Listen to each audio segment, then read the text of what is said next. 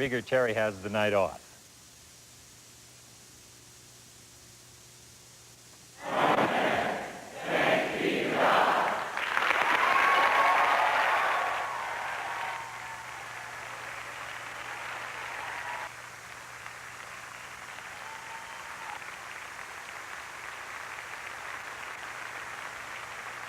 Is in a committed relationship.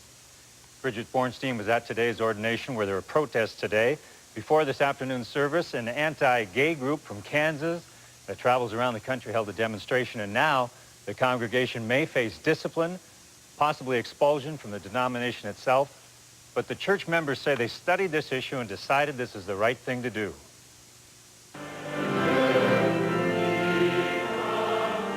By ordaining an openly gay pastor who will not take a vow of celibacy, this congregation is openly defying church policy.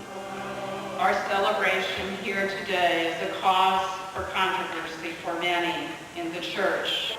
There could be consequences from the Evangelical Lutheran Church of America, but these local church members are concerned about the consequences here at home of making some people feel unwelcomed by the church. This is total discrimination to exclude somebody that is qualified. Jay Wiesner says he wishes the day would come when this wouldn't be considered news. He would have preferred a more private ceremony, but he knows this is about more than just his own ordination. It's for GLBT folks who feel called to the ministry, and it is also for anybody who has felt alienated by the church in the past. I want to do this so that the next guy who comes along can have a much easier time. We raise our voices loudly to affirm the dignity of all people. There will be no second-class citizens in this congregation. Will you regard him as a servant of Christ? We will. Amen.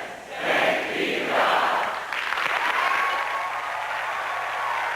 This is timely because the Evangelical Lutheran Church of America is getting ready for a vote next summer on the issue of gay clergy and same-sex blessings.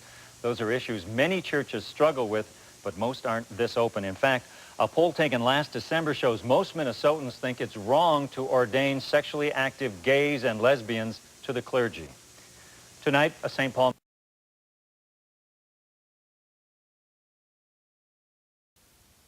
Bethany Lutheran Church in Minneapolis ordained an openly gay pastor, going against national church policy. But as KARE 11's Joe Fryer reports, it's a risk the church is willing to take.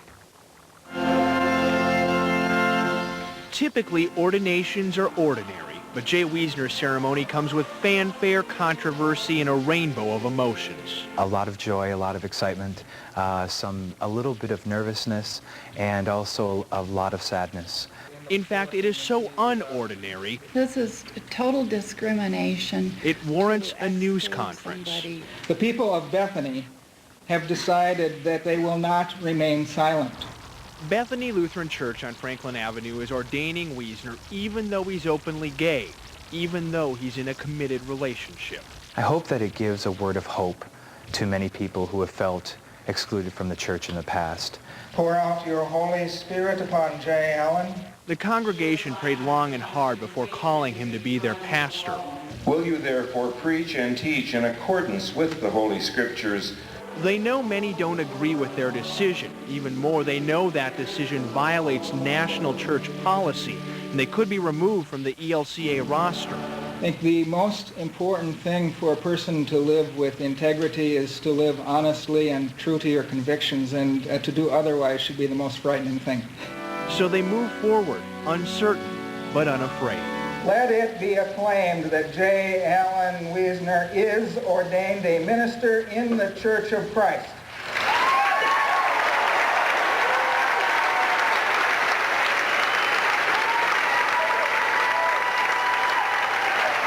Well, I'm not usually a very emotional person, and I was in tears because it was just so heartfelt.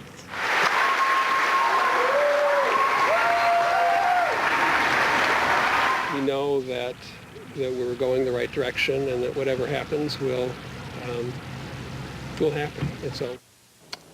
Now, the ELCA's Minneapolis bishop could impose sanctions on Bethany Church, but that has not happened yet. He wanted the church to hold off on ordination and wait until next year. That's when the ELCA will vote on whether to ordain gays and lesbians who do not take a vow of celibacy. Rick and Amy? All right. Thank you.